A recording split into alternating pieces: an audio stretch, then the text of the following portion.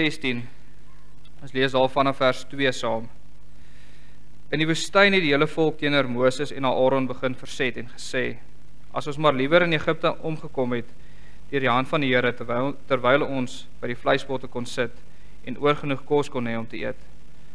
Nou het julle ons laat wegtrek tot in hierdie woestyn om die hele volk van honger te laat omkom. Toe die Here vir Moses gesê: Let nou mooi op. Ek sal elke keer vir julle kos uit die hemel laat reën. Dan moet die volk elke dag gaan en die dag sy voorraad optel. So sal ek toets of hulle my opdrag wil nakom of nie. As hulle op die 6de dag voorberei wat hulle ingebring het, moet dit dubbel soveel wees as wat hulle elke dag optel. Toe sê Moses en Aaron vir al die Israeliete: Vanaand sal julle besef dat dit die Here is wat julle uit Egipte bevry het, en môreoggend sal julle sien hoe magtig die Here is. Hy het gehoor dat julle teen hom verset, dat julle teen ons verset, is niks nie. Verder het Moses gesê: As die Here vanaand vir julle vleis gee en môreoggend oorgenoeg kos om te eet, sal julle besef dat hy het julle verset teen hom opgemerk. Dit was nie teen ons nie, maar teen die Here wat julle verset het. Moses het toe vir Aaron gesê: Beveel die hele gemeente van Israel om voor die Here te kom staan, want hy het hulle verset opgemerk. Nadat Aaron dit vir hulle gesê het, kyk die Israeliete na die woestynse kant toe om, en toe word die magtige teenwoordigheid van die Here sigbaar in die wolk. Die Here sê toe vir Moses: Ek het die verset van die Israeliete opgemerk. Sê vir hulle: Teen skemeraand sal julle vleis eet, en teen môreoggend sal julle oorgenoeg kos hê, sodat julle kan besef dat ek die Here julle God is. Teen die aandse kant het daar kwartels aangevlieg gekom, en hulle die hele kamp volgesit. Die volgende oggend was daar 'n wolk rondom die kamp, en toe die wolk wegtrek, was die woestyn oortrek met fyn vlokkies soos ryp. Toe die Israeliete dit sien, sê hulle vir mekaar: Wat is dit? Want hulle het nie geweet wat dit was nie. Toe sê Moses vir hulle: Dit is die brood wat die Here vir julle gee om te eet. Die Here het beveel: Gaan maak dit bymekaar volgens elke gesin se behoefte, 2 liter per kop. Elkeen moet vat volgens die getal mense in sy tent. Die Israeliete het dit toe gaan optel, die een baie en die ander 'n bietjie. En toe hulle dit in die maatemmer afmeet, het die wat nie baie nie te veel het nie, en die met 'n bietjie nie te min gehad nie. Hulle het volgens elkeen se behoefte bymekaar gemaak. Moses het toe vir hulle gesê: Niemand mag iets daarvan laat oorskiet tot môreoggend nie.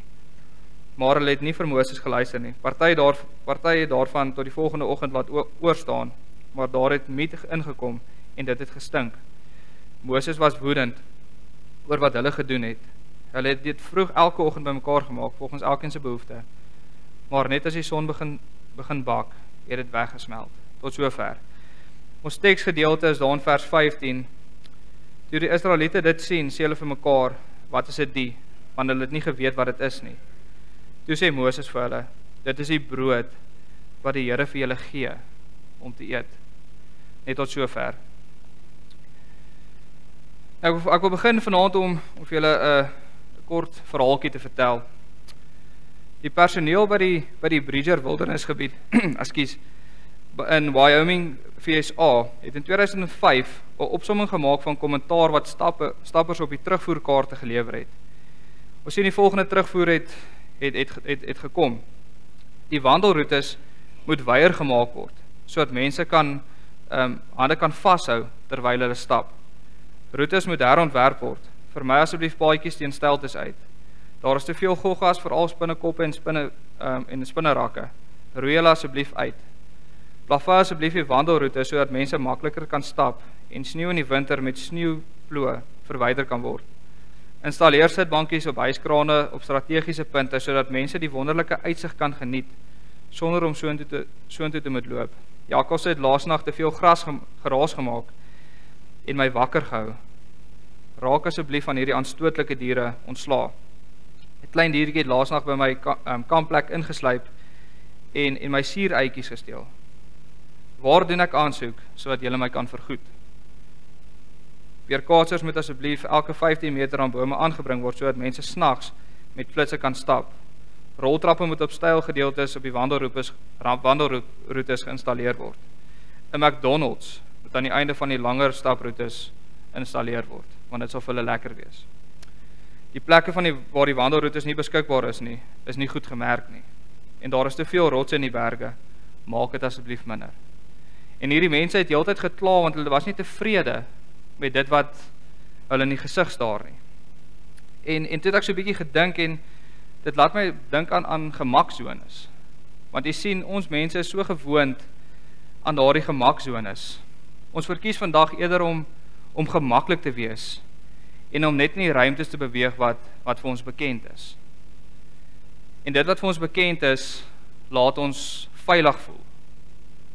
En wanneer hierdie bekende, hierdie veiligheid en hierdie sekuriteit van ons weggeneem word, dan verlang ons terug na daardie tyd waar dinge vir ons so bekend was. En selfs op die staproete met hierdie terugvoer wat ons kry, sien ons die mense kon nie eers die natuur skoon wat daar is om hulle waardeer nie. Hulle wou veranderings aanbring. Hulle wou dit gemaklik maak. Hulle wou gehad het dat daar selfs 'n McDonald's opgerig moet word, want dit is wat vir hulle bekend is. En dit is wat vir hulle veiligheid gee.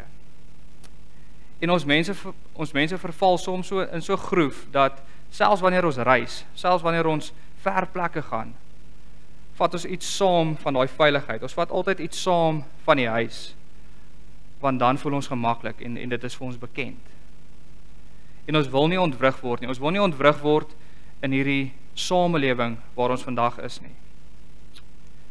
En nou wil ek vir julle sê, daar is 'n geestelike waarde van ontwrigting. Want jy sien, ons wil altyd net die Bybel lees en al die mooi verhale lees, en wanneer dit met ons goed gaan, en wanneer dinge mooi is, dan is ons geestelike lewe op die regte plek. Dan is ons mos 100%, dan is ons mos okay. Maar die teendeel is ook waar. Wanneer ons losgeruk word van hierdie bekende, en wanneer ons saam met God op reis is, wil ek vir julle sê, ons ervaar dan God se voorsienigheid, God se genade en God se liefde meer intiem. En ons merk dit op in die verhaal van die volk, waar hulle deur die hele woestyn trek, nadat God hulle uit Egipte gelei het. En hulle doen dit slegs in die teenwoordigheid van die Here. En die woestyn kan dan gesien word as 'n plek waar die volk gevorm word deur die mense wat ons vandag ken. Deur die mense wat ons weet, dit is hoe Israel is. En Connie Burger, een van die bekende teoloë in Suid-Afrikaanse kringe, skryf dat die woestyn is baie belangrik. Die woestyn is soms nodig. Hy skryf, die woestyn is 'n tyd van skaarste, 'n tyd waar mense bewus word van hulle broosheid en hulle afhanklikheid. 'n Tyd van wisseling tussen wanhoop en hoop. En dis ook 'n tyd van voorsiening, omdat God daar is. En al het dit vir die volk gevoel, hulle is alleen en hulle is ver van die Here af, sien ons dat God betrokke was, en dat hy in beheer was vir die volk, en dat hy in beheer was om aan hulle te voorsien. En die volk het geleer, en deur hierdie voorsiening van die Here, het die volk dus geleer om die Here op 'n nuwe manier te aanbid, en die Here op 'n nuwe manier te waardeer. Die woestyn het vir die volk baie mooi dinge opgelewer. En ons kan sien die woestyn is 'n plek wat ook vol verrassings is. En ons almal ervaar een of ander tyd hierdie tyd in die woestyn waar ons loop, en ons voel daar's geen uitkoms nie. En ons sukkel dus om dan die Here se voorsienigheid raak te sien, want ons fokus net op die slegte dinge wat sigbaar is rondom ons. Partykeer is dit sonde of ons eie dade wat ons in hierdie woestyn laat beland. Ander kere is dit dinge buite ons beheer. Maar soms kan hierdie woestynpad, hierdie woestyntyd waarin ons is, kan 'n tyd wees van groot verlossing, 'n tyd wees van groot genade. As ons net sal besef dat die woestyn vir ons onskatbare waarde het. En die woestyn is nie net 'n mooi pad nie, ons weet die volk is gedurig getoets in die woestyn. En slegs 2 maande nadat hulle uit Egipte uit gelei is, begin die die volk hulle self verset teen Moses en Aaron. Hulle sê dat hulle het nie nou genoeg om te eet nie. Hulle verlang terug na die kosbotte en die vleisbotte van Egipte. Want hulle was gemaklik met dit, hulle het gewoond geraak daaraan. En hulle wou nie uit hulle gemaak so binne geruk word nie. En nou sien, hierdie is 'n inderwaarheid 'n verset teen die Here self, sê Moses. Nie teen hom en Aaron nie, teen die Here self. God het hulle uit Egipte gelei, maar ons weet die volk is nie tevrede met dit nie. Die volk kla daaroor. Hulle verset hulle nou teen die voorsiening van God.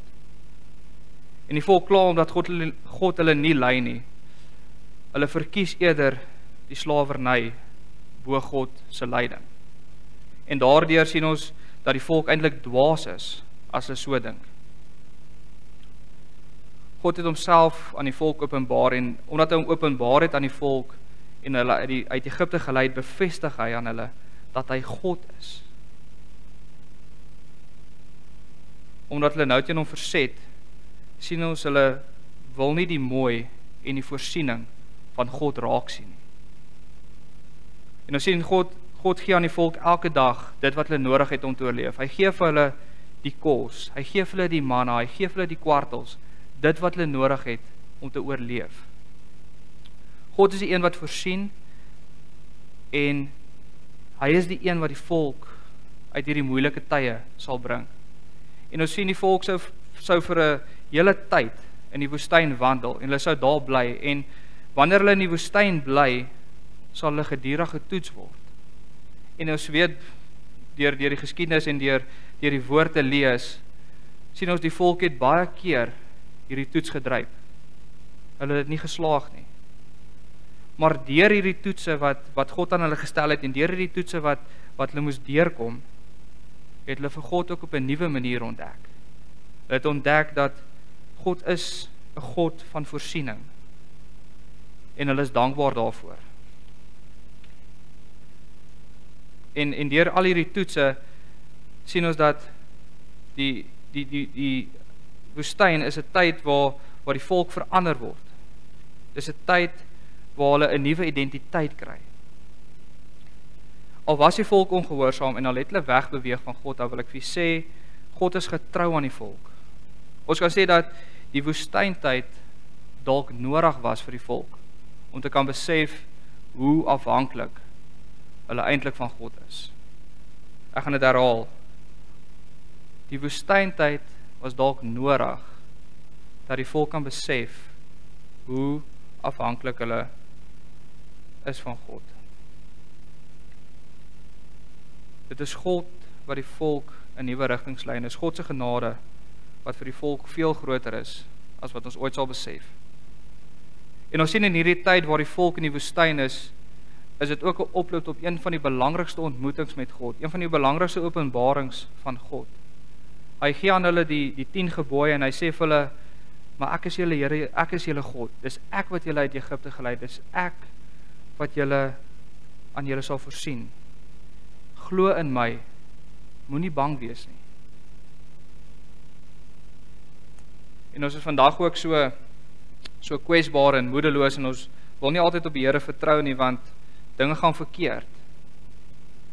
Maar in ons moedeloosheid en in ons kwesbaarheid leer ons ook van die Here se genade. Ons leer ook hoe afhanklik is ons dan van God eintlik. Die woestyn kan ons sien as 'n ruimte waar God voorsien. Ons sien die volk leer dat in die woestyn dat God geduldig is en God is die een wat aan hulle voorsien. Hulle vertrou nie meer op die aardse leiers nie. Hulle vertrou nie meer op hulle eie kragte nie. Maar hulle stel hulle vertroue op God. Want hulle weet God is al een wat aan hulle nood kan voorsien. God is die een wat aan hulle kos sal gee. God is die een wat aan hulle liefde voorsien. En al is die volk sondig en al is hulle ongehoorsaam en hulle al voel het of daar nie uitkoms is nie, sal God steeds voorsien want hy is God. En elke besondere gebeurtenis in die geskiedenis van Israel Die bevryding uit Egipte, die deurtog deur die see, die lyding deur die woestyn en ook hierdie gebeurtenis waar God aan hulle die kos gee, het een doel voor oë. Dat Israel die eerstehandse ervaring, dat deur Israel se eerstehandse ervaring een ding sal ervaar, sodat hulle sal besef dat ek die Here, julle God is. En die woestyn kan vir ons 'n skool wees waar ons leer, 'n leerskool. Dit dien vir ons as 'n baken wanneer ons na hierdie tipe voorsiening van God kyk. God voorsien en om getrou te bly om uit sy hand te leef, is vir ons belangrik. Ons moet leer om op die Here se leiding te wag. God voorsien aan ons sy leiding en sy liefde, en deur sy liefde verander hy ons, sodat hy die volk verander het in die woestyn. En ons weet dat God sal voorsien, maak nie saak op watter manier dit is nie. Dit kan voedsel wees, emosioneel, enige manier waaraan u kan dink, God voorsien aan ons dit wat ons nodig het, om deur hierdie woestyntyd te kom. En ons weet dat die volk alleen op God kon vertrou, en al wat hy hulle gevra het is, dat hulle gehoorsaam moet wees. Dat hulle gehoorsaam moet wees om te wag op die Here. En dit vra vir ons vandag ook, om so te wag op die Here, dat ons gehoorsaam sal wag, en gehoorsaam sal wees aan die Here se beloftes, wat hy aan ons maak. En ons weet dat die volk, God het geweet dat die volk hom alleen sou vertrou vir die toekoms wat wag. En hy het vir hulle gesê om dis net dit genoeg bymekaar te maak om te eet wat vir vandag, want môre sal vir homself voorsien. En omdat God dit gedoen het, was die manier hoe hy die volk getoets het. En vir hulle gesê het, maar as julle op my vertrou, as julle glo dat ek sal voorsien, maak net genoeg bymekaar om vanaand te kan eet. En ons het gelees, baie van die volk het dit nie gedoen nie. Baie van hulle het meer bymekaar gemaak, want hulle was bang vir môre. Hulle wou nie op die Here vertrou nie, hulle was ongehoorsaam gewees aan die Here.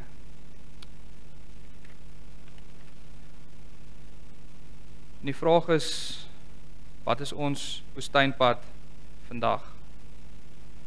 Wat is die pad wat ons vandag loop? Ons weet ons lewe in die tyd van die Nuwe Testament, die tyd waar Jesus vir ons gekom het, en waar hy vir ons gesterf het en opgestaan het uit die dood uit en opgevaar het na die hemel toe. Maar tog voel ons nie dat vir ons uitkoms is nie. Ons kyk rondom ons en ons sien dinge lyk sleg. Ons weet nie hoe gaan ons uit hierdie pad kom. Ons weet nie hoe ons uit hierdie woestyn gaan kom nie. En ek sluit af, ons kan kies, of soos ons aan die begin van die verhaal gehoor het, van die mense wat kla oor dit wat om hulle aangaan, of ons kan kies om hierdie woestynpad met ywer aan te durf, met die wete dat God vir ons in die toekoms sal voorsien. Amen. Ons Hemelse Vader, dankie weer eens vir vanaand en dankie vir u teenwoordigheid. Here, dankie dat ons kon lees in Eksodus 16 dat u by ons is en dat soos u die volk uit Egipte gelei het en hulle deur die woestyn gevat het om hulle te verander, so vat u partykeer ook met ons 'n stap deur die woestyn om ons te verander. Here, daar waar die volk nie regtig besef het altyd hoe afhanklik hulle is van u nie, Here, laat ons nie daardie fout maak nie. Here, laat ons sal besef in elke dag en elke ding wat ons doen, ons is afhanklik van u. Here, ons weet dis net u wat vir ons kan voorsien en ons is dankbaar daarvoor, Here, en ons vra u dat u vir ons elke dag sal voorsien aan elkeen van ons se behoeftes. U weet wat ons elkeen nodig het om deur die dag te kom en deur die week te kom, Here. Wees u die een wat vir ons voorsien en laat ons nooit sal ophou om te glo dat u sal kan voorsien nie, want u is God en u is altyd almagtig en u sal vir altyd almagtig wees.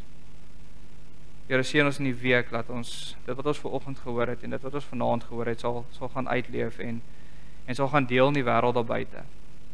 Laat ons dit nie vir onsself hou nie, maar dat ons anders sal gaan raak deur dit. Laat ons ook vir hulle sê dis soms oukei om deur die woestynpad te loop. Dankie, Here, vir u genade en vir u liefde en u sorg. Amen.